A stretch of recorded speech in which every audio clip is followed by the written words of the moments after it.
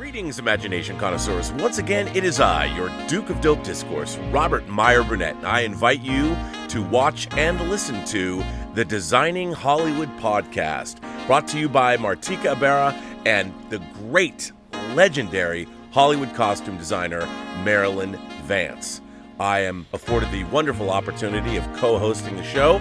If you are interested in the magic of Hollywood, the design of Hollywood, the clothes of Hollywood, watch the Designing Hollywood podcast, available wherever you get your podcasts from, or find the video version on YouTube. That's right, the Designing Hollywood podcast. Why would you ever want to miss it, especially if you love the movies? I had a dream. Hashem told you to dance in a tango contest? A dancing teacher wants to tango with you? Critics are raving about Tango Shalom. It's clever and inventive, with right chemistry on and off the dance floor. You're a lunatic! A funny and thoughtful family film with a warm heart and a playful spirit. From the director of My Big Fat Greek Wedding. Oh, that's my Fernando. Tango Shalom. In select theaters now. Robservations with Robert Meyer Burnett.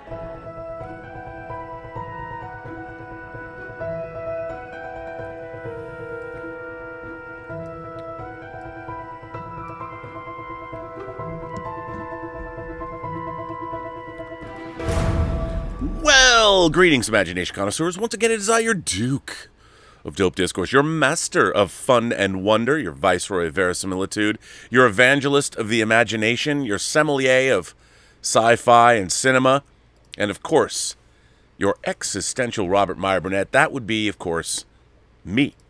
Me, and I am Robcasting at you. You imagination connoisseurs, you remember this. Post-Geek singularity community. This is Robservations 751. My God, what a day. What a day of excitement for you film fans, for me, for anybody who is interested in DC superheroes. The second DC Fandom event finished just not too long ago.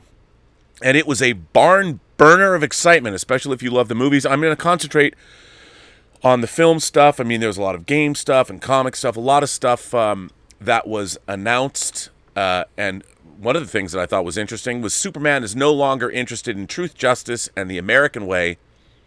They have changed it officially.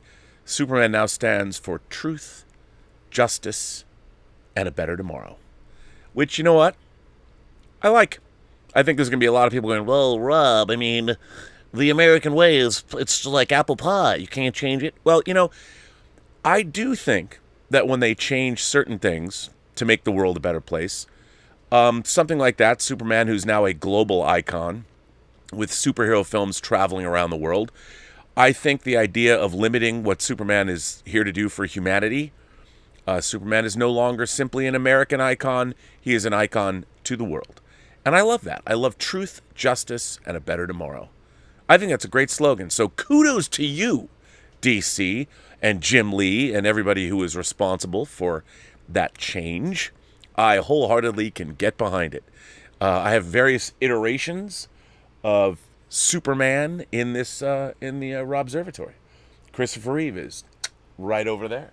So is his dad, Jor-El. My Marlon Brando hot toy from 2006. So I'm behind that change. Now I got to tell you, there was some really exciting stuff. Patty Jenkins officially announced Wonder Woman 3.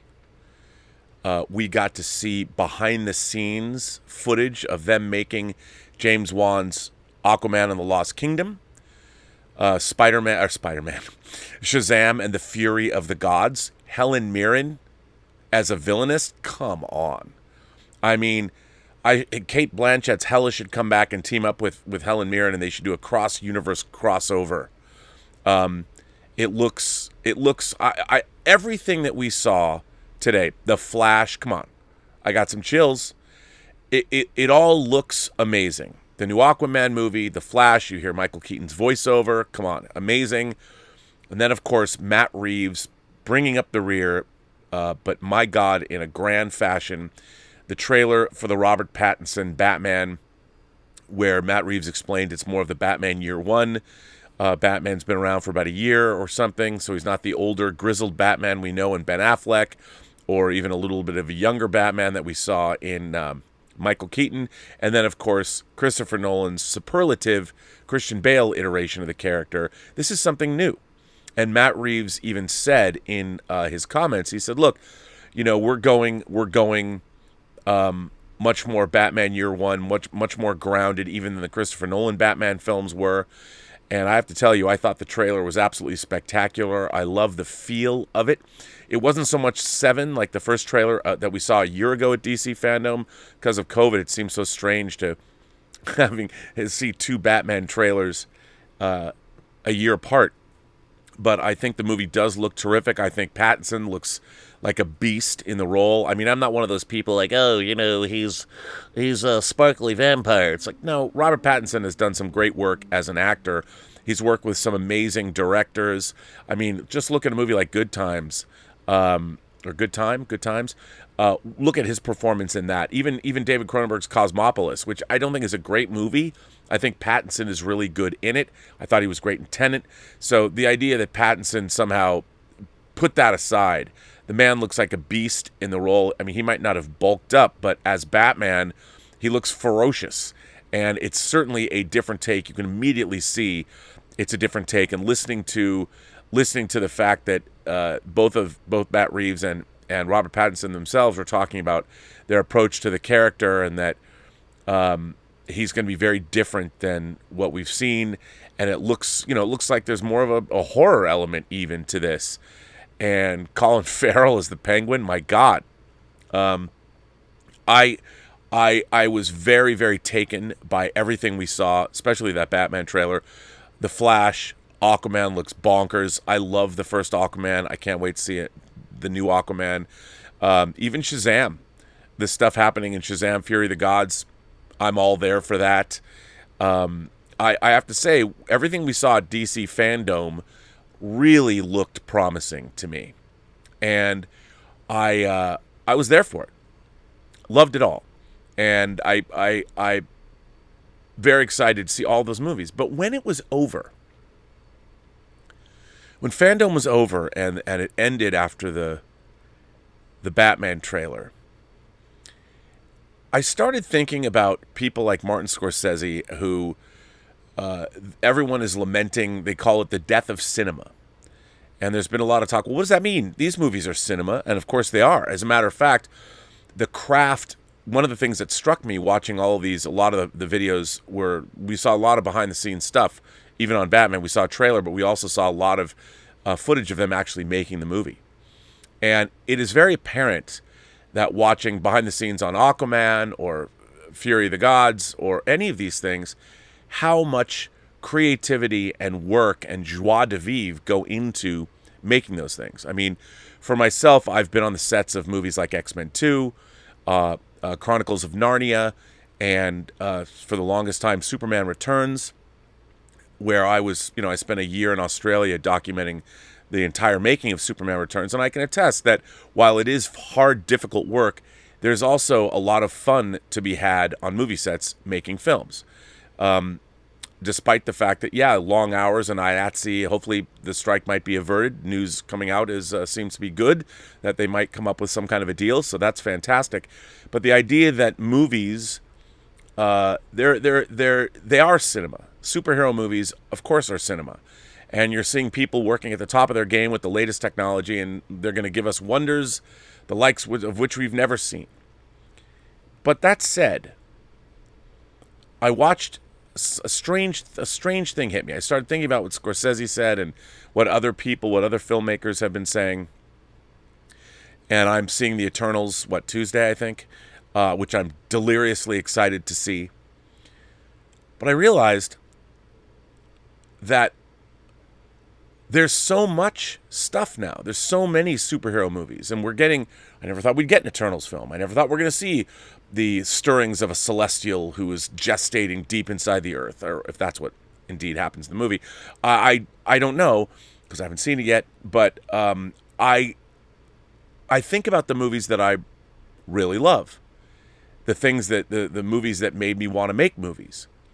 movies like All That Jazz, or All About Eve, or Almost Famous, just pulling 3 random A's out of my collection. Sunset Boulevard, War of the Worlds, The Godfather 1 and 2, Sidney Lumet's The Verdict. You know, I was thinking about all the movies that made me want to make films. And I was thinking about, I mean, where are those movies now? And it really got me thinking about the idea of, okay, you know, you watch something like Squid Game, which I'm watching with Elizabeth. It's outstanding. Squid Game is a great, really compelling, very interesting story on many different levels. And it's also a great piece of genre entertainment. Call it dystopian sci-fi if you want. But it's fantastic. And there's a reason why it's become such a cause celeb or whatever. Just like The Queen's Gambit. And all of the, like, at the cinema, it seems like the only things that I'm excited for are superhero movies.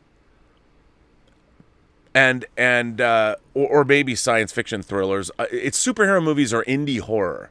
It seems to be but they're, you know, I long to see something like Hunt for Red October or Die Hard or something like that in theaters. Now we're getting things like The Old Guard or Red Notice or Six Underground or whatever, but there's something about these movies that don't feel genuine. Like that clip of Dwayne Johnson and Ryan Reynolds and Gal Gadot fighting in the, wherever that is, some museum. I watched that and I'm like, I found it strangely disconnecting to me. And I know what Martin Scorsese means. Because all of the drama, the stories that used to make for compelling cinema, all of it has moved over to long-form storytelling on our streaming services. Which is great. I mean, we're getting great stuff. All kinds of diverse storytelling. When I mean diverse, I'm not talking about the color of the people that are making it. I'm talking about the actual just kinds of stories. You know, you can jump from Squid Game to The Crown to The Chestnut Man to Midnight Mass. I mean, there's all kinds of really interesting and really compelling stuff out there. And the superhero movies are tremendous. But I have to say, even as I'm watching all this stuff, I'm like, it's going to be cool. You know, and we got Eternals. I can't wait to see Eternals next week. I got Far From Home. We got Dune opening. Or No Way Home, Spider-Man No Way Home, and Venom's still in theaters. I'm just like, I'm kind of tired of it. Like, I'd love to go to the theater and be excited about, like, I was excited about Dune.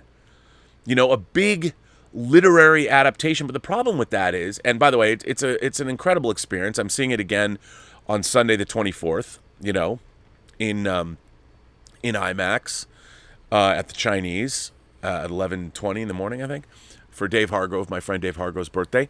So that's going to be exciting. And join us. Just show up there. It's going to be a great time in the IMAX cinema. And I love, but even Dune, I've seen 2 other iterations of it. And while Denis Villeneuve is one of my favorite directors that's currently working, and I'll go see anything he's made, just because, talk about peak verisimilitude, he's the man. But I look at this stuff and I'm thinking, I'd love to see a verdict. You know, I don't know if you've seen this film before. It stars Paul Newman. It's from 1982. It was made by Sidney Lumet, one of the great directors, the likes of which we don't even have any directors like Sidney Lumet anymore. Paul Newman should have won his Oscar for that performance.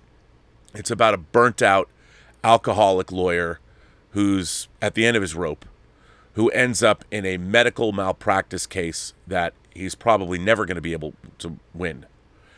And it's a quiet film, but it packs a punch. And there is, dare I say it,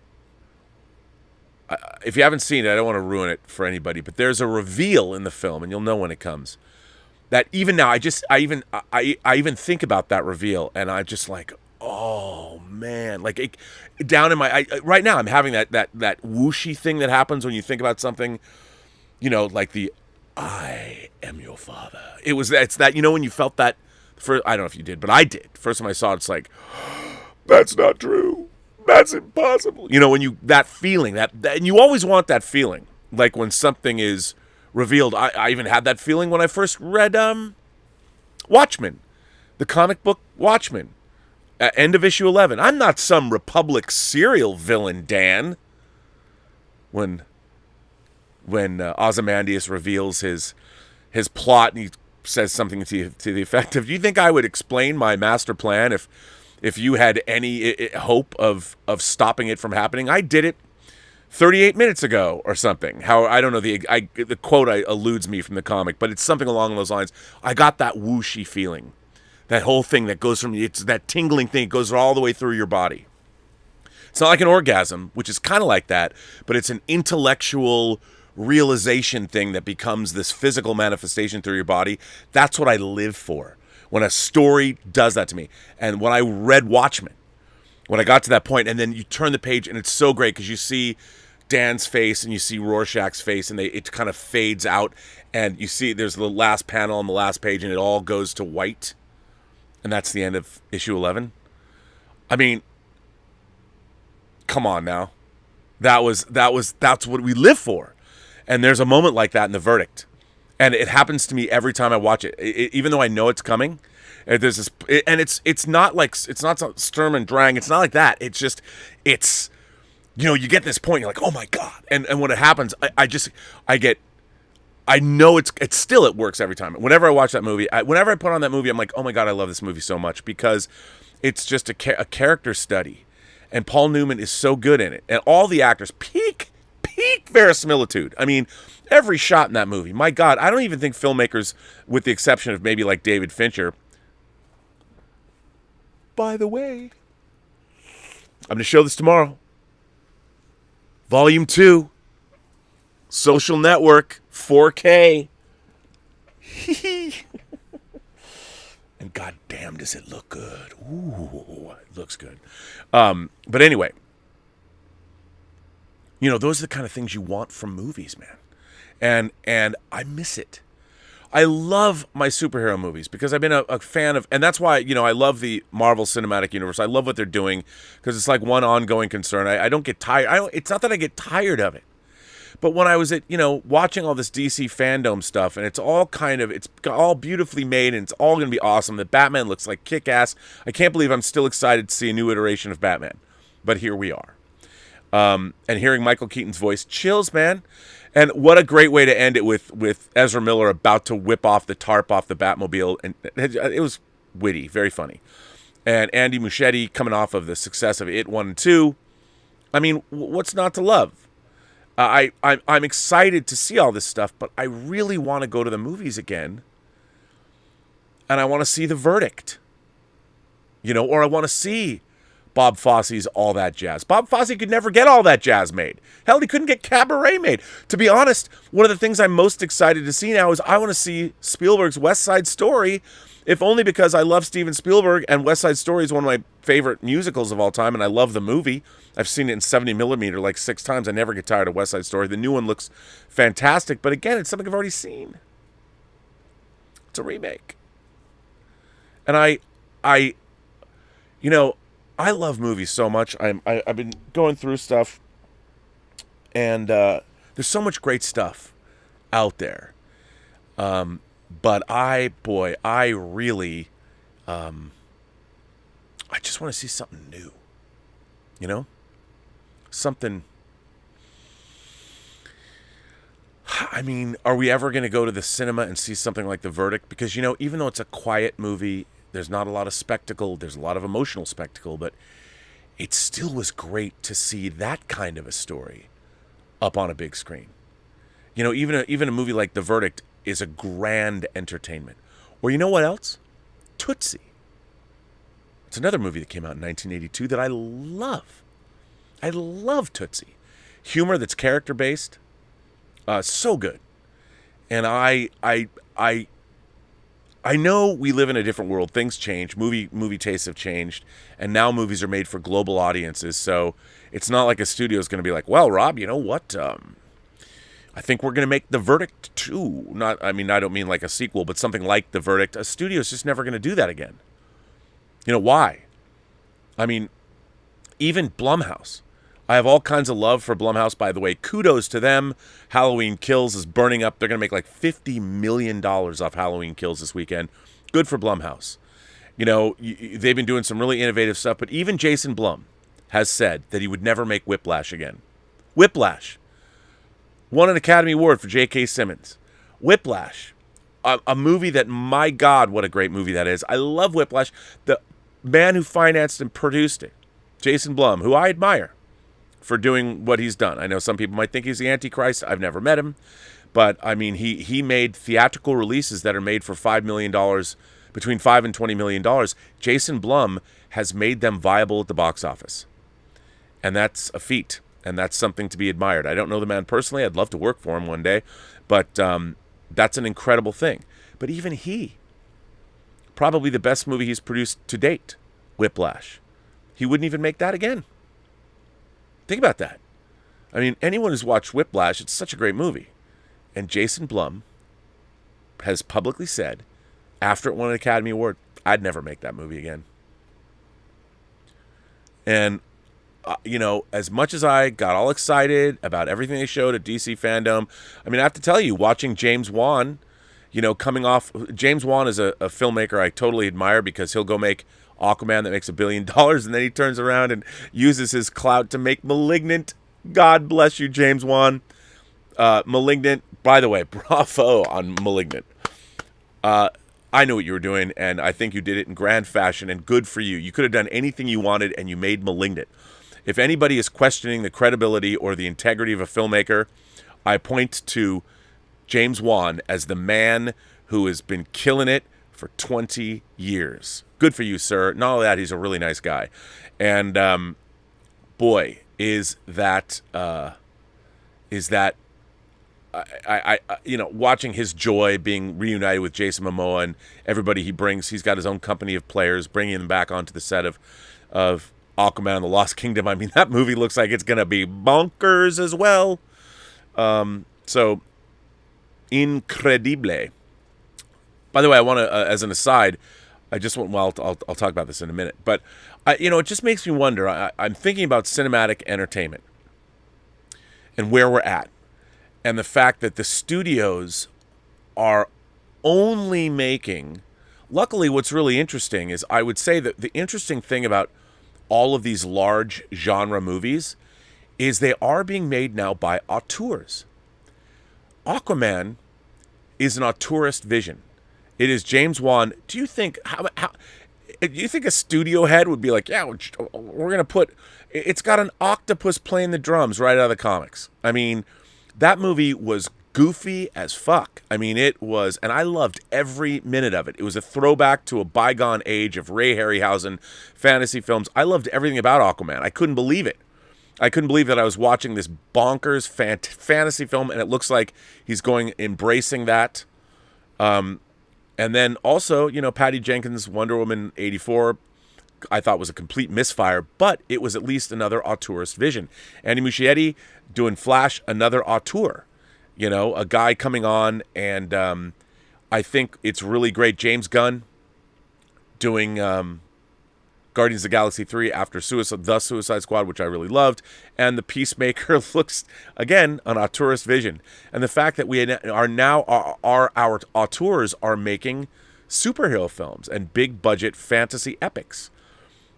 And then other people, you know, like our Scott Franks, are going to streaming and making Godless and making Queen's Gambit, you know, literary adaptation, Walter Tevis adaptation, which is great. So I shouldn't complain. Squid Game, unbelievable. You know, there's so much good stuff out there, but I just wonder, man. I wonder. I don't have superhero fatigue, but I wish that we were getting something more. I mean, on TV, we're getting all kinds of crazy stuff. I just wish that movies, and I understand the reality of the business. I think to myself, as much as I want that, I also know what movies go anywhere. But I would say this, from my own bad self, on November 4th, Tango Shalom was purchased and will open all across the Confederacy of Independent States, Russia.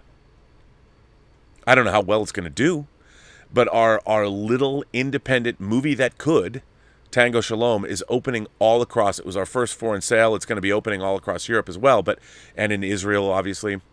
Hopefully it'll go to Latin America and maybe Asia, but it's opening in Russia, and it's opening in theaters, and that was reassuring. I'm like, okay, that's kind of cool that a little tiny movie that was a fraction. It cost the catering budget of most movies is 5, 6, 7 times what Tango Shalom cost.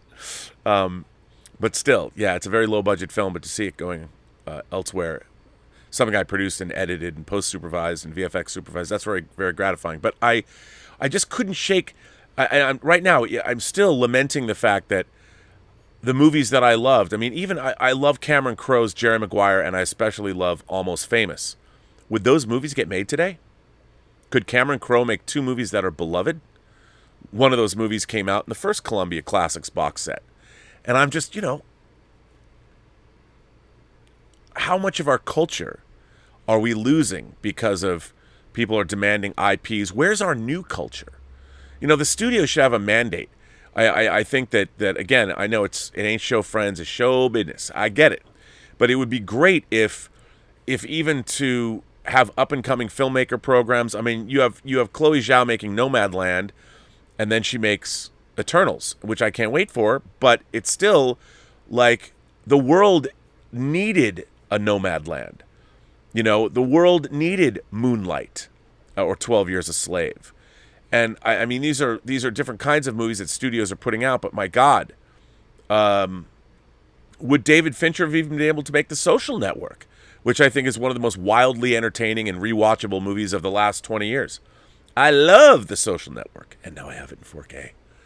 But, I wonder where we're at, where we're going to be at, and are we going to get... Are there going to be film fans anymore? I mean, probably, but everything is kooky. By the way, I would like to point out that, obviously... YouTubers like myself, we rely on tips and super chats. You can no longer tip me on this channel via PayPal. I was a customer with PayPal for 10 years in good standing, and there was basically a misunderstanding, a fluke, no fault of my own, and I tried to explain what happened. PayPal shut off my account today, cut it off, destroyed my account. 10 years. And I was literally use PayPal every single day. They have a record going back 10 years. I've been a great PayPal customer for 10 years. And a small misunderstanding that really wasn't even my fault. They said you violated our terms of service, and it wasn't even something I actually intentionally did. And they cut me off. So I've got to figure out a way how else can you get tips. So anyone who's tried to tip the channel and you can't, I apologize. You can't tip this channel right now. And for people that don't know, PayPal, when you tip somebody on YouTube, when you tip your favorite YouTuber, and it's very much appreciated, they keep a majority of that tip. But if you super chat, which also we very much appreciate, they take the super chats. There's a bigger chunk taken out. All of it helps. But what happened to me with PayPal today, I couldn't believe it. I thought this problem was alleviated last week. I talked to a delightful person, customer service was great. Problem was taken care of. I woke up today, went to the account. My PayPal account, after 10 years, was obliterated.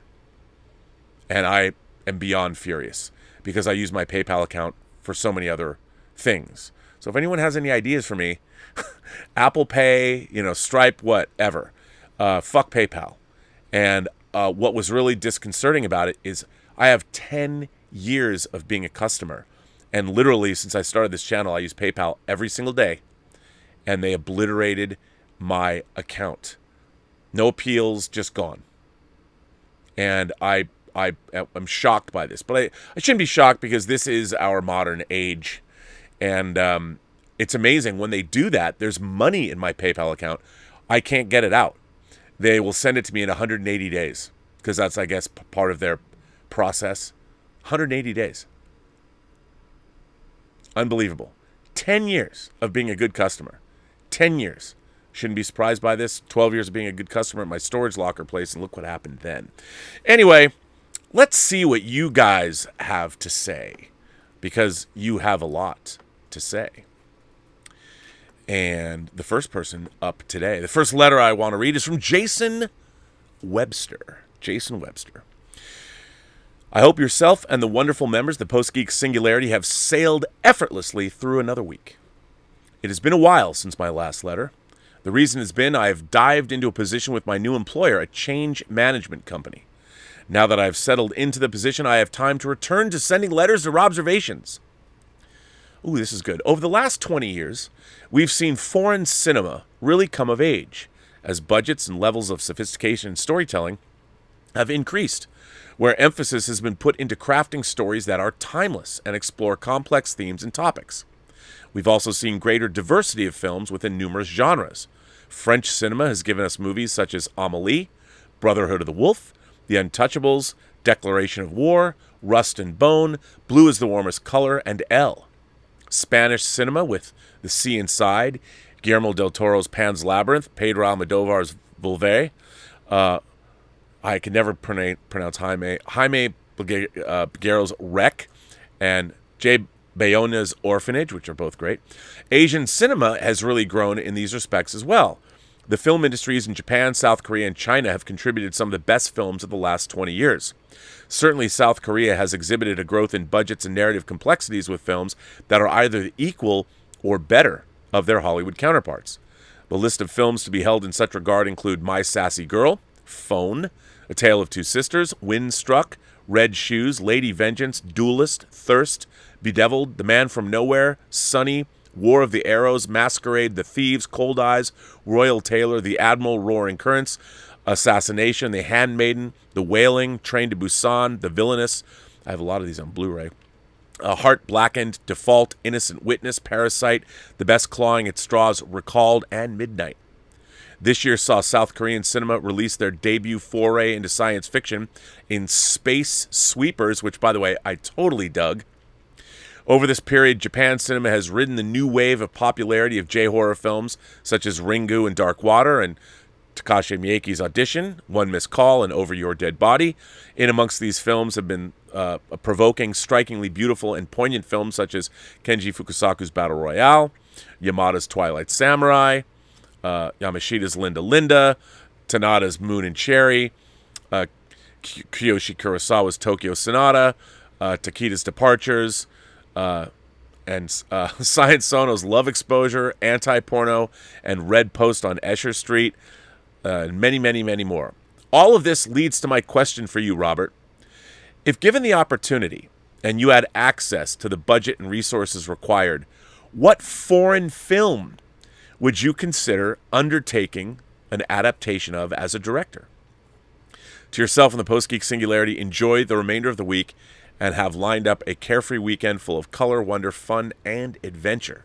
Sincerely, Jason Webster. Geez, Jason, that is a tough call. If I had to remake, you know what? I Saw the Devil, the Korean movie I Saw the Devil. If I had to remake a Korean film or I had to remake any movie, I Saw the Devil. And if you don't know what I Saw the Devil is, it's about a cop and a serial killer. And I would remake that, although I would want to tell people to go watch the original, because Korean cinema, like you said, Asian cinema is incredibly vibrant these days, and I wouldn't want to rob anyone of the joys of seeing it. This next one comes from Stephen Thompson. How has the Robcaster been gathered together into one place, or how doth a single body upbear him upon the shoulders of genius? Well, I don't know what to say, Stephen. I saw the recent Robservations Robcasts on the latest entry in the Bond franchise. I watched with great interest, for I've been following Bond movies since time immemorial. Literally. I remember them appearing on the ABC Sunday Night Movie and my father watching it, usually over my mother's objections, unless her favorite, From Russia with Love, was on. I can't even tell you what my first Bond movie was. Was it The Spy Who Loved Me? You Only Live Twice? Something else? No matter, as James Bond has always captured my imagination in ways that have changed over the years. The funniest thing about this is that my love of Bond is an influence from my father. And I have a hard time trying to figure out who the biggest anti-imagination connoisseur is between my parents. Yet this is where I picked up Bond from. When I was young, 5 or 6 years old, I suppose, I remember the gadgets, and that was all it took. Bond had the coolest toys to play with, so right there I was sold. The adult equivalent of what I felt was, shut up and take my money. Some might be aghast at my parents letting me see the Bond movies at such a young age, but they simply didn't care. As long as there was no nudity or things of that nature, their attitude was, So here I was, watching all of these things. On another website that I follow, one commentator who does semi-weekly movie threads says, what Bond do you prefer seems to be a function of what Bond was around when you were an adolescent, or words to that effect. Giving this some thought, there was no Bond when I was an adolescent. License to Kill came out before I served my high school sentence. By the time GoldenEye came out, I was in my 20s. So I reflect on my childhood that I have to say my favorites would be Connery and Moore, as these were the movies I saw when I was growing up. I connect so many good moments to the Bond movies. For instance, I remember well one summer evening when I had the house to myself as a teenager and flipping through the TV guide. Remember those? Oh, yes, I do. I saw that ABC was showing Octopussy. Done. I was booked for the night. I saw that without having to deal with anyone's interference with the TV. Or there were other times just watching them with my parents. My older sisters never cared for Bond, so it was just us three. One thing, though, never mention or joke about seeing Moonraker, for they hate it with a passion. I loved it when I was 9. I look at it now and go, meh, I love Moonraker. I saw it opening weekend in the theater. What's interesting about this, even more than, say, Star Wars, my view of Bond has changed as I changed. As a little kid, I was obsessed with the gadgets and couldn't wait to see what Bond would break out in different movies. Now I see Bond as a Renaissance man who can move easily through different parts of the world and different spheres of life, who gets to travel the world and gets the most beautiful women, who, by the way, can and will kill you or others just as easily if the mission calls for it. I sense that this has been the mode I've been in since I was a teenager. As a side note, my senior English teacher kept telling me towards the end of senior year, broaden your horizons. Be a Renaissance man. Once he explained to me what a Renaissance man was, I immediately thought of Bond. I've stayed with the Bond movies all these years and even have all of them on DVD now in a series of box sets gotten for me from different people for my birthday years ago. Every now and then I peruse them and watch the movies when motivated to do so. All this being said, I can't bring myself to watch the latest Bond movie. I heard the reviews, and if it was good, I'd go see it. Hearing the spoilers weren't as big a deal to me, for the journey there is half the fun. But I can't bring myself to sit through 2 hours and 46 minutes of a film to see how it ends. I just cannot do it. I cannot reward people for doing what they did at the end. I remember making a big deal out of the other Craig-era movies like Casino Royale, Skyfall, and Spectre, and each had their disappointments. I still haven't seen Quantum of Solace. I'm a Quantum of Solace apologist. It's better than people give it credit for, and Another Way to Die is one of my favorite Bond theme songs. I enjoyed Casino Royale and consider that to be the best Craig-era Bond movie by a wide margin. But seeing James Bond resigning towards the end, for me, was a put-off. I know. I can't remember exactly, but I think this is why I skipped Quantum of Solace. Skyfall was good, but I hated the fact they deleted the gadgets. We don't go in for the exploding pens anymore, Q says. Are you fucking kidding me? That was the closest I came to walking out of the theater in the middle of the movie. That was a slap at not only me, the modern-day Bond fan, but also a slap at my childhood. Then I saw Spectre, and I was not impressed. Resurrecting Blofeld? Why? The one good thing to come out of this latest Bond film is that Craig will be gone. As stated earlier, I want a badass Renaissance man that can be relied upon to save the world and win the girl by the end of the movie. I do not want a mopey, introspective Bond whose theme song may as well be Should I Stay or Should I Go by The Clash. Connery and Moore enjoyed being Bond, if at the very least they couldn't imagine being anything else or knew nothing else but the secret agent life. The ruthlessness of Craig is great, but damn it, don't be afraid to have just a little fun. Even Timothy Dalton would make wisecracks every so often, and oh, by the way, I owe Mr. Dalton an apology. His Bond was way better than I gave him credit for, if only because the two-dimensional Bond portrayed by Mr. Craig is so disappointing. Really, I just want to tune out of the world for 2 hours and see the kick-ass globe-trotting Renaissance man referred to earlier taking care of business. If I wanted something else, I'd go find it. By the way, Robert, I decided to take you up on your homework assignment. Take that as a badge of honor. For I almost never did homework in school, as my senior English teacher would tell you. But this time, I did extra credit. I have an album called The Best of Bond, James Bond, with all the movie themes. I played them all and stacked them up against Writing on the Wall. Though admittedly, I stopped there. Yeah, I take off some points, so I only got an A minus max. I stopped there because I forgot what a funereal piece that was. And if you see the video for it, the song is even more so when viewed in that context. Sorry, that isn't Bond for me. My favorite is Duran Duran's entry for A View to a Kill. Don't worry, I know how you feel about the movie.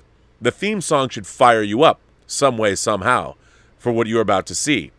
Even Carly Simon's Nobody Does It Better does that better. If that was the point of your homework assignment, congratulations, sir. You succeeded in making your point. I 100% agree with it. That is exactly what my assignment for you was supposed to point out. But yes, my hope is that Bond isn't dumped after this. Next year is the 60th anniversary of Bond, and so what if the Cold War is over? There's plenty of material for future Bond movies, whether Bond has to save the world from a megalomaniac or the movie is straight-up intrigue. Give me a day or two and I could probably rattle off some ideas. And by the way, the constant chatter of having a rebooted Bond set in the 60s can stop right now. As you once said, Bond has already been done in the 60s, in the 60s. 2, make something new. I cannot stress this enough. And that goes for everything. Seriously, is the well that dry? Is imagination as lacking as water on Arrakis? Finally, I close with one realization that makes me a little sad. Perhaps the best Bond movie for me after the Moore era ended was GoldenEye. I love that movie, and it easily makes my top 5 Bond movie list. Post-85, I'd put The Living Daylights at number 2 and Casino Royale at number 3. But Roger Moore put away his Walther PPK 36 years ago. I know some way, somehow, we can do better by Bond, and if we do, my wallet opens wide. If not, the wallet stays shut, and I will still have memories to go by and the DVD collection to watch again and again. From not quite the middle of nowhere, but a place where you can see nowhere from my rooftop in Texas. Stephen Thompson. Well, Stephen, what a great letter. Thank you for writing that in. My feeling about all of this is, there's a lot of people, I think we live in a modern age where getting in touch with your feelings has become a big deal. And I understand why that is. I mean, people should know who they are. But I think getting in touch with your feelings has also sort of taken out or taken away. You also have to get the job done. And getting the job done, when you move out into the world, the universe doesn't give a fuck about your feelings. And the reason that I think that James Bond, a lot of people really like the Craig era of the Bond movies, and they appreciate more of a thoughtful, thinking, emotional Bond. I'm like, save that for another character. Like you said, I want the Renaissance man traveling the world, betting beautiful women, driving the best cars, drinking the best champagne, wearing the best Tom Ford outfits, and kicking ass. The Daniel Craig era was, to me, Casino Royale was very fun. Craig, the reason that movie people like it so much is because it's fun to watch. Skyfall, while really well made, there's not a lot of fun to be had in that movie. I know people say, well, Rob, I thought Skyfall was fun. Look, it's a movie where Bond fails miserably over and over and over again, and then he tries to save Judi Dench's life by getting her out of Dodge, and look at how that turned out. Bond fails. He's a failure in Skyfall. And I've talked about this a lot, and I've done even a show. We did a Whining About Movies with Claude. It's a great episode, so anyone tune in and look up the Whining About Movies episode where we talk about Skyfall. I agree. All of our characters, Captain Kirk in Star Trek Beyond, Chris Pine's Captain Kirk, I don't want to be an explorer. We can never make a difference. The universe is so big. What's the point? I mean, okay, if that's your default position, why do I want to watch a larger than life hero on the screen who's going to be complaining about the very thing I liked him in the first place for doing, which is exploring the cosmos. But when your hero tells you, I don't know, who cares? I have enough. Listening to people bitch and moan and complain about their feelings in real life has gotten to the point where you just want to punch people in the face half the time and go, shut up, get over it. Get over your bad self and let's get the job at hand done. I mean, my God, if World War II was today, we would have lost. We would have lost. And people would be like, it's not what I feel. But anyway, I'm with you on Bond. Daniel Craig is a great actor. I thought that he was underserved by the scripts. And, you know, our own Roberto Suarez did point out that a lot of what happens in No Time to Die it really came out of the books You Only Live Twice and On Her Majesty's Secret Service. Especially You Only Live Twice. And the villain Shatterhand, Blofeld, all that. It's an amalgamation of things. The whole Poison Garden. Like at the end, people are like, well, there's a big lair. You know, the villain has a lair. Yeah, but there's no, like, battle. When did they call in the cavalry? You've got armies, you got navies sitting off the coast. And you have a lair, but no big You Only Live Twice volcano lair battle. I mean, there's so many missed opportunities in No Time to Die. But being reminded of where they came from and how they really did adapt a lot of material that hadn't been adapted in previous books. But they took a lot of that from what Fleming was doing. But I did not have fun. There's a moment with Ana de Armas that's fun. It's like, oh, we return you to your Bond movie already in progress. But yeah, I would love it if we could get a real Bond movie back. I really would. Our friend Undead Sick has written in. You know what? I'm going to say this. This is a whining about movies letter, which we haven't really gone back to, but we will. Edward Burke writes in and says, Dear Rob, after hearing your comments on No Time to Die, I was inspired to write a letter about my own Bond fandom. My parents took me to see Moonraker when I was 7 years old. While not considered by anyone to be one of the better Bond movies, for a little boy it was pretty great. It was. I wasn't that little and I loved it. After that, my parents took me, but not my youngest brother, every 2 years to see the Bond movies. In early 1983, I started renting the old Sean Connery and the Moore films I hadn't seen. I love them. I hadn't been old enough to stay up on Sunday nights to watch them on ABC. I do remember ABC starting Goldfinger with the main titles and cutting out the opening sequence. When Roger Moore was announced as stepping down from the role, my dad and I speculated who might take his place. We agreed Pierce Brosnan would be a good choice. Well, he was for a moment in 1986. Then there was the 6.5-year break after License to Kill. At the time, I had no idea about the lawsuit with Eon and MGM. Brosnan finally came into the role, and I enjoyed the movies. They weren't perfect. They seemed to be building them around the action sequences to keep up with the movies of the time. In the late 90s, I finally watched On Her Majesty's Secret Service. Yes, I waited because it was that film with the one-timer. Well, it became my favorite. I was hoping after the not-so-good Die Another Day that Brosnan would get one more, but they elected not to. At that time, I'd started reading the novels too. Casino Royale, what a shocking ending. Even more so than the movie because Vesper commits suicide without Bond there. When the movie came out, I went and saw it, and by the time Bond gets to Jamaica, it was feeling like classic Bond.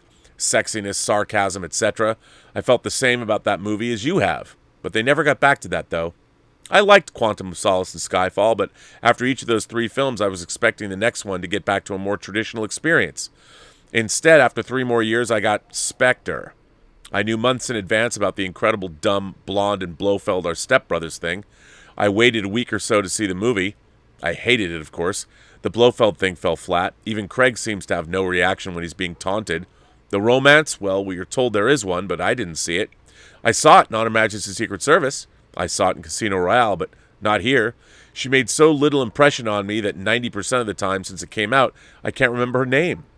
When my dad saw the film, he said, well, I think they finally run out of ideas. Another side note, Purvis and Wade have a very spotty record when they don't have a novel or outside help. Most all the Bond films have something redeeming. The music, the titles, something. Well, even those were bad in Spectre. Not only had they modeled Skyfall and The Dark Knight, they'd used the plot of Captain America the Winter Soldier in Spectre. Evil organization trying to take over the government from inside. I'd hoped they would just drop everything in that movie in No Time to Die. Well, what we got was Spectre 2. You want to know why the villain isn't so great for so many people? Because they spend most of the movie talking about Blofeld. And by the way, that isn't even his name. Remember, the guy's real name is Hans Oberhauser, and yet MI6 keeps calling him by the alias he's given himself. He's back along with these cuckoo. Craig once again looks at his taunts with little care. The Craig Bond says he's in love with Madeline, and I still don't see it. When Bond goes to her house, which looks like it's out of the 80s, I'm expecting E.T. and Elliot to step out. I thought to myself at that point, this is a family melodrama, not a Bond film. As for the plot, think of this. In Quantum, Mr. White says, we have people everywhere. In Spectre, we're told that Quantum was just a branch of Spectre. In this film, Safin kills all of them, and I'm left thinking, well, where did he get his organization? He's called a doctor, and yet he stole his nanobot technology. I was faced toward the end of the film with either Bond going off with Madeline or getting killed. Neither felt right to me for a Bond film. Ultimately, he commits suicide. He could have tried to get off the island and quarantine or something, but he just stands there. Why? Because I think Barbara Broccoli has given too much power to Craig and the directors. Oh, and I can't even with them using the music for On Her Majesty's Secret Service. Good grief, I felt depressed since I saw the movie. Like you said, Bond movies were escapism.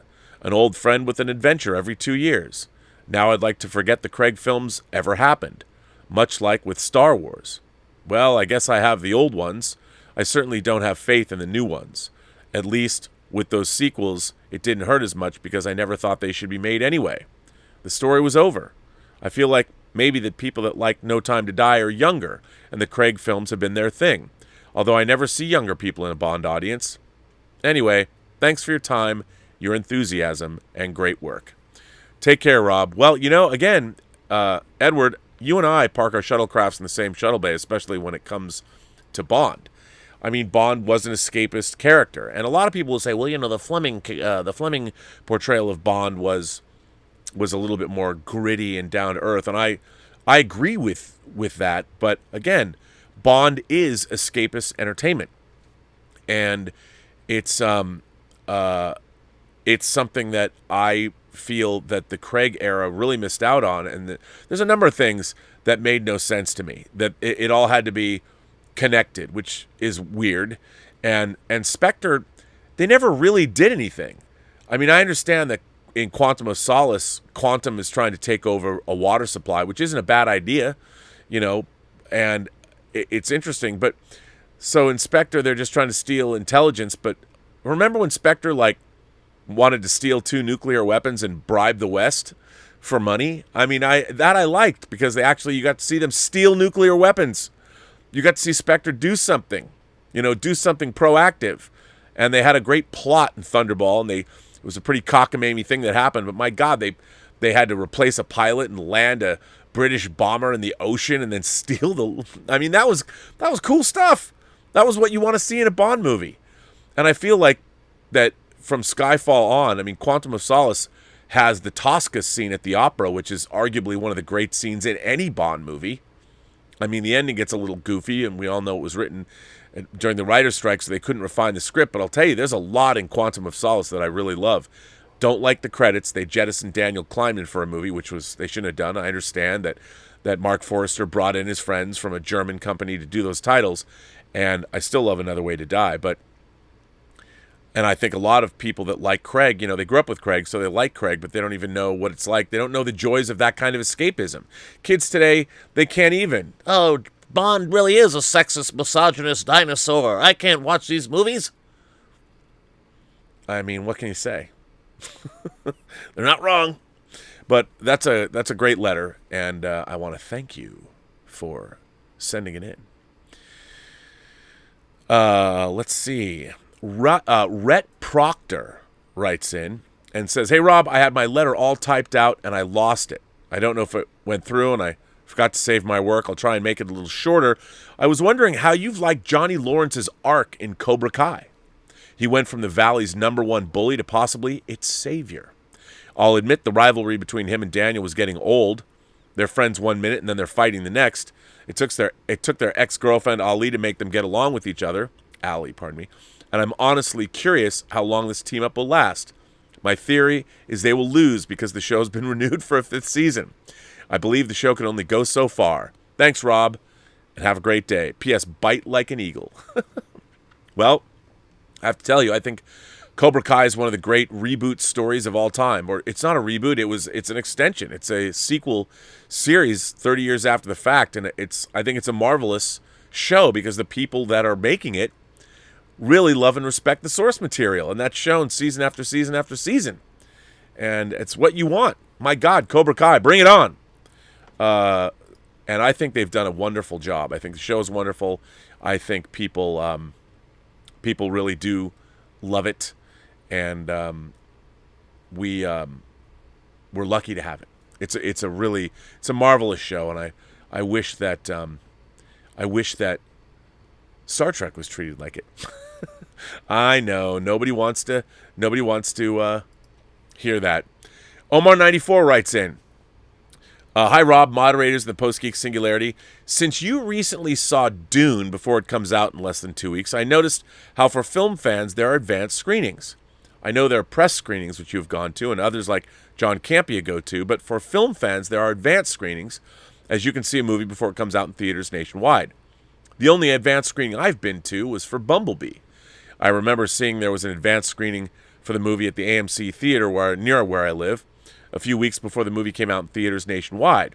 I went to go see it, and I was going in nervous because of my dislike for the previous Transformers movies, but I was also interested because it was a new director. I was genuinely surprised when I saw it since I thought it was the first good Transformers movie. I'm not sure how advanced screenings come about, but I think they're not a bad idea, as it can give audiences a chance to see how the movie is in order to build momentum for when it comes out nationwide in theaters. Thanks, and live long and prosper. Well, Omar, when I was growing up, studios would frequently have screenings of movies a week or two before they would open theatrically. I remember going to see Excalibur because it was a double bill with a movie coming out that everybody was excited about but knew very little of, a movie called Raiders of the Lost Ark. And because it was Spielberg and Lucas, a bunch of my friends, when I think there was like 10 of us, and after seeing Excalibur again, we got to see they would tie movies together. And I don't know why Excalibur was a Warner Brothers movie and Raiders was Paramount, but that's how it went. And the public sneak, if you went and saw Excalibur, you would get to see Raiders. And this was like 2 weeks before it opened, and we of course were blown away. I mean, I think the best advanced screening I ever went to, I don't know if it was a week or 2 weeks before it opened publicly, was E.T. No one, people forget, but E.T. was made in total secrecy. And of course we knew it was about aliens, but there were no advanced pictures of E.T., and I knew nothing about it. And everybody went because it was Steven Spielberg, and the movie he'd made the year before, was Raiders. So Spielberg was at probably the zenith of his powers. I mean, Steven Spielberg, everybody was excited. I went to the Crossroads Theater in Bellevue, Washington, and I saw it. I saw E.T. with a packed house, and it was, I had no idea. And to this day, when I think back to the top movie-going experiences of my life, of course, Friday the 13th 3D was probably number one for other reasons, but E.T. was up there. Another screening in the summer of 1988, I went with my friend Taylor White to see Die Hard for the first time, which was amazing. And so that was a lot of fun. Nobody really knew anything about Die Hard, and it's not like Bruce Willis was burning up the charts. People were sort of poo-pooing it and kind of making fun of it when it first came out. But Taylor and I, we have nothing to do. Let's go. And we went and saw it. It was probably half full, and we just talk about a wonderful time at the movies. Seeing Die Hard, not knowing anything about it, what a grand entertainment it was. So that's why they do what they do. They do those things because the advanced screenings are designed for one purpose, to generate word of mouth. And that's why they continue, which I think is amazing. Truly, it is awesome. Let's see what you guys are saying, because I don't know. And a lot of people have been firing in super chats. So let's check them out. The first person that fired one is Kevin. Kevin says, I was just talking about this with my girlfriend. We miss original, non-genre films. While I do love my franchises, I may turn to books for new concepts. Kevin, I am right there with you. I mean, I just finished reading a book that the Funkalicious Zephyr Chan sent me called The Quantum Spy by David Ignatius, a reporter, and he's written a bunch of thrillers, and this was a really interesting story about quantum computing and China spying on our quantum computing program. It was really good. And they're going to make it into a series. I know because Zephyr Chan has told me how excited she is. Her dream boy is starring in the show. So that's cool. Ryan McLeod says, this is why people shouldn't have trashed things like Jupiter Ascending as much as they did. Wasn't great, but at least it was new. You know what, Ryan? I'm a huge, first of all, the Wachowskis made Jupiter Ascending. I'm a huge fan of that movie. Yeah, it's a pastiche of a lot of other things that came before it, but I think it's a lot of fun in the sci-fi worlds and the, you know what? I think Jupiter Ascending is a movie. It's a sci-fi fairy tale, and I really love it, and it's beautifully made. And I know it's goofy for a lot of people, but you're right. I liked it a lot. Chris C says, Toys Wonderland has new third-party Justice League figures up. Ooh, Lightning Man and Mars Guardian. Check it out if you haven't seen them. Ooh, I'll have to go to Toys Wonderland. That's amazing.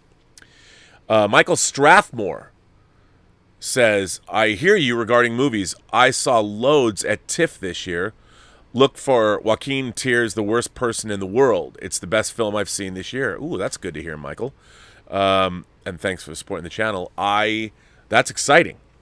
The Worst Person in the World. I think I've seen a trailer for that. It's good to hear that you saw things at TIFF that were good. Because there's a lot of indie films that I think are good. And I see them, but there's few that I thought Nomadland was something that was it really affected me. I thought Moonlight, was a pretty gripping movie, but I miss seeing grand populist entertainments like The Verdict, written for the screen. I believe it was written. I don't know if maybe it was based on a book. I don't think it was based on a book though. Maybe it was, but I miss seeing great literary adaptations. Hell, even The Girl with the Dragon Tattoo. Are we ever going to get like those anymore? I mean, thrillers, Gone Girl, Fincher's Gone Girl. I read that book. I tore through that book. Somebody said it was really good, or I read a review of it. I think I ordered it. I had the day it came out. I think I read that book in one sitting, Gone Girl, and the movie was just as good as the book. So I want more of that, please. Can we give me more? Louis Terrassa says Hollywood is so off kilter. So off kilter. M. Kazukas? Am I missing something here? Hollywood is a little off kilter, Louis. It is. Bruce Wayne said, did you like my trailer? Thoughts on the movie? Well, Bruce, I thought the Batman trailer was spectacular. I really loved it. I mean, some people are going to say, well, it's not. It's funny because now we're expecting trailers to be like as good as the movies that they're teasing. But I thought that it did a good job of conveying the kind of movie that we're seeing. It looked to me like a great cop thriller action movies. I was excited. Very, very excited. So it looked great to me. I can't wait. Can't wait to see it. Can't wait to see it. Louis Terrassa says, Rob, it is truly over for the little guys. Sad times. Well, I mean, I would say that's not true because for me, I mean, as a filmmaker, to have Tango Shalom, it's still playing in theaters this weekend. And it comes out on DVD and VOD on the 29th of this month. And it's comparatively a tiny movie. And it's been in theaters now since September 3rd. I never thought that would be the case. But lo and behold, here we are. Tango Shalom is still playing, and it'll be on VOD platforms. So I think it's not truly over for the little guys. The little guys just have to work hard, like they always have had to do. So I'm excited. I'm very excited about the future. I mean, I still think there's a lot to be had. But I just think, there's entertainments. Video games are amazing. There's different things. Movies were the art form of the 20th century. I still believe that gaming and some kind of interactive technology is going to be the art form. Remember, I mean, think about where films were at now in 1921. Still silent movies. Films were incredibly primitive compared to now. Now, people are always going to like entertainments, but people are going to want to be immersed, and that's where we're going. We're going into immersive interactive technology, And I think gaming is going to be the art form of the next 80 years. And movies will still be around. People still love narrative. I mean, my God, I have to tell you, if you haven't seen Squid Game yet, the hype is real. And I'm watching Squid Game, and I'm thinking to myself, my God, I haven't been so invested in an entertainment. I mean, I was really invested in certain shows and things like that, but Squid Game, it's the real deal. And I'm like, boy, entertainment, bingeable entertainment, when it's good, it is very, very good. And kudos to the Koreans for making it. And that's the thing, man. I kept thinking, I'm watching Squid Game, and I'm like, it has elements of things like Adam Robitel's Escape Room series, kind of. But nobody in America would make Squid Game. And there's a long, I mean, I throw it in the same kind of like Battle Royale and Cube, Vincent Natali's Cube. It has elements of those kinds of things in it. It's just really, really interesting, and I love that there's still compelling entertainment like that. It's too bad that Americans aren't making it. You know, I find the things that I really love, things like Germany's Dark, The Chestnut Man from Denmark, and yeah, it's good stuff. Good stuff. Our friend Lynch Designed. Hello, Lynch Designed. Thank you so much for supporting the channel the way you do. You're very generous, sir. Hi, Rob. I tried to stay up last night for Midnight Metal, but crashed minutes before you guys started. Hopefully, you'll have me on a future show. Why not? I appreciate you and this fantastic community. Well, Lynch, I want to thank you very much for your ongoing support and the kind words of encouragement and being a participant in the community. Thank you so much. I very much appreciate that. I still love our Post-Geek Singularity community, and it is fantastic. 200 Watt Studio says, pre-Craig films, the villains were the emotional ones. Megalomaniacal. Bond stopped them because he wasn't. He was ruthless. Craig, on the other hand, yeah, I know. I don't disagree with you at all. I think you're right, and it's kind of a bummer. But, you know, we now live in this world where everybody wants to talk about their feelings, and it's bizarre to me because work needs to get done. You know, we've got to save the world. We've got to make this world. We can't, you know, everybody's emotional health has now become at the forefront of these things. Bond might have been a borderline psycho, but we needed him to save the world. Can you imagine? One of the things about the Craig movies is, one of the things that irks me to no end about Skyfall is that Bond is like at the end of his days, and when he gets shot off that train, he washes up where and goes to a desert island or a paradise. Why?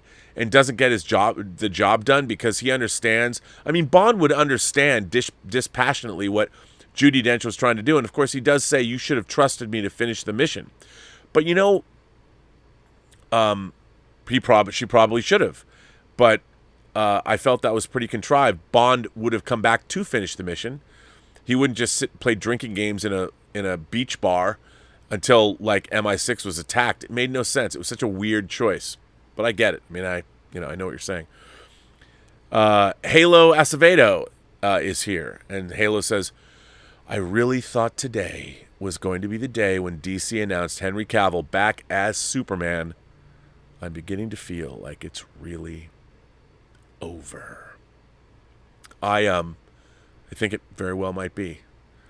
If you know what though, they might make Henry Cavill the new James Bond, and I would love that.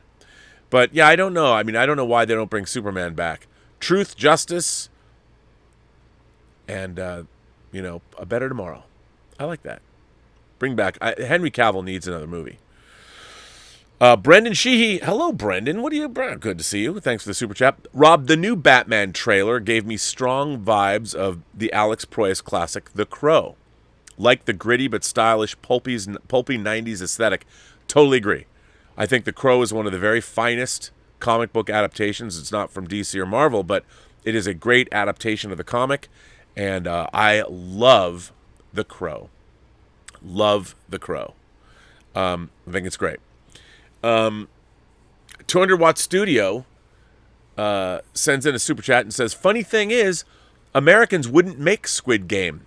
Laugh out loud. Now they will.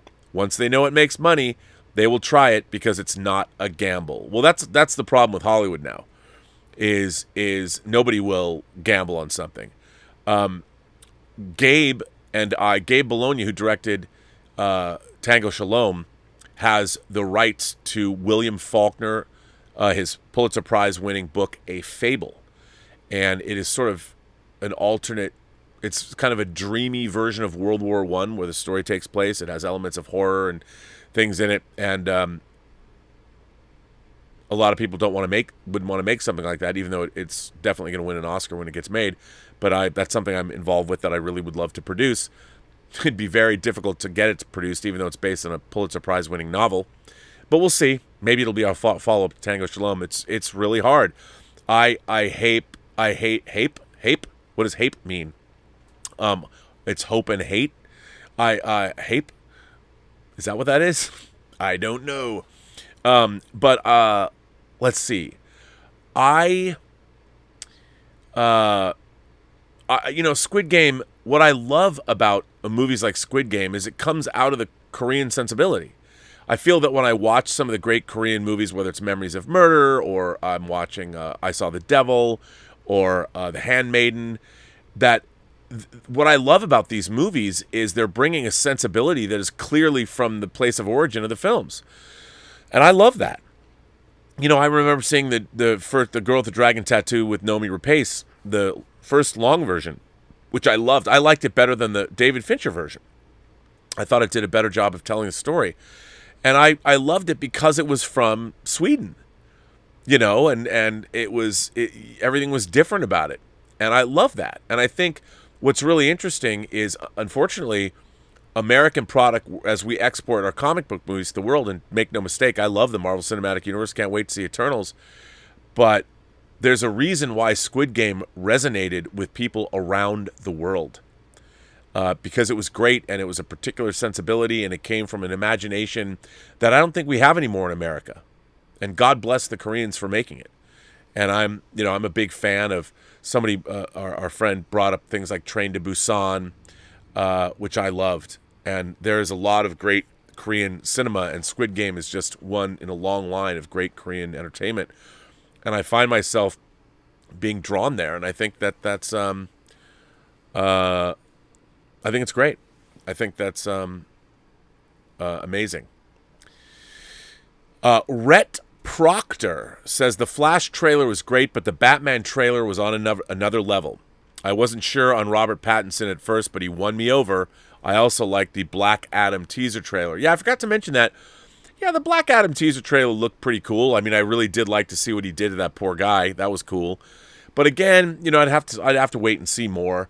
But it just, all of those things all together, it all became a blur. I mean, the one thing about the Batman trailer is it looked really intriguing from a storytelling standpoint. The way it's being told and what the story is actually about, it looks really interesting, and I'm so there for it. I can't wait. And look, the Flash trailer, it's crazy they made that movie, and they're leaning into Flashpoint and multiple universes. You can go anywhere in the multiverse. I love that. I love that idea. This is somebody new who I don't think has ever been here and send in a super chat, but I want to thank you. And I'm going to probably get this one. Unoctium. I don't believe you've been around these parts before, but what a cool name. I'm sure I'm not saying it right. Unoctium. That's a cool name. Regarding Confederacy of Independent States, Lithuania is one of the most welcome places I've felt as a Jew, which is ironic since they helped eliminate all of theirs. Yeah, you never know. It's crazy. And we as Jews, you have to think, my God, if we should be pissed at a number of different countries, we have pretty good reason. The 20th century wasn't exactly kind to us. But that's good to know. I've always wanted to go to Lithuania. I've never been there. But I would like to go, and hearing you you say that is great. That's good to know. I really want to travel. I want to go to more of an Eastern European vibe. I haven't been. I've spent time in Bulgaria. Obviously, I produced a movie there, but I want to do more. 200 Watt Studio says Korean films such as Shiri and JSA are fantastic. Arrow put out that great JSA disc we got earlier in the year. You're right. Shuri and JSA are fantastic films. The Koreans have been killing it for the last 25, 30 years. I mean, there's been some incredible film and very technically proficient. I mean, one of the things about Squid Game that I really love, even though it's in Korean, is the logo. You know, the Squid Game logo is so cool. I mean, everything about that is just first-rate entertainment. My God. The actors are great. Everything about Squid Game is great. So, yeah, the Koreans are killing it. Watch Memories of Murder, man. That movie's great. Rhett Proctor says, I know a lot of people don't like Titans, but I do, and I'm happy there will be a season 4. But I expected a Red Hood series announcement. Curran Walters kicked butt in that clip, and he is Red Hood. I agree. You know, I've said this before. I wanted Titans to be the Friday Night Lights of superhero movies because I loved, and I don't mean with football, but I mean the tone of how uplifting it was. I mean, I loved the original Marv Wolfman, George Perez run on Titans. It's one of my favorite runs on any comic book ever.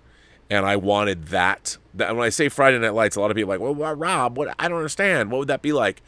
Well, just to have that kind of heart. The fact that they went more dark and gritty, more Batman-esque, which I understand. But I kind of wish that it was a little different. Although I am getting that the So-So Toys Robin figure at some point. On that note, everyone, I'm going to bring this episode of Robservations to an end. This has been Robservations, the show about something. Robservations, episode number 751. I want to thank my moderators. I don't know if there are even any moderators here. If I can't tell, are there? I think so, right? Oh, Louise X Sparrow is here. Thank you for being here, Louise. And Lord Toth is here. And Darren J. Seeley obviously was here. Well, thank you all for doing everything you do. Thank you for my great Blue Wrench moderating staff. You are lovely, lovely people.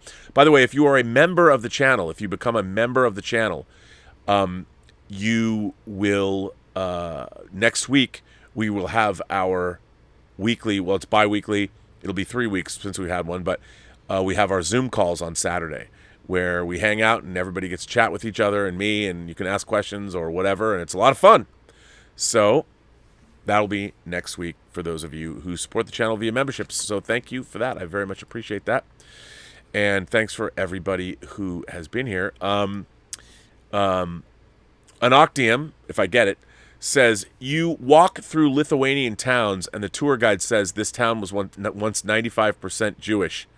Now it's not. Walking through abandoned synagogues is a thing. Wow, that's chilling. Chilling. Wow, very scary. And yet, people still, I think the one acceptable prejudice that is still around is people can still hate us. Unfortunately. Anyway, on that note, I want to thank everybody for supporting the channel via super chats and tips and memberships and all of that. I'm going to try and work out, now that I, after 10 years, have no PayPal account, which I can't tell you how infuriating that is to me. Very angry with PayPal. I'm going to see if I can fix this problem. I don't think I can. And really, really maddening. But anyway, on that note, I want to tell everyone, remember, every person you meet has a story to tell that you have yet to hear. And all you have to do is listen. And on that note, I'd say to everybody, have a better day. And tomorrow, or actually tonight, early tomorrow morning, at midnight tonight, join Dave Parker and myself for Midnight Metal, where we will be discussing all things Halloween. And of course, I'll be back with Dieter Bastian for Let's Get Physical Media tomorrow and Robservations, episode number 700.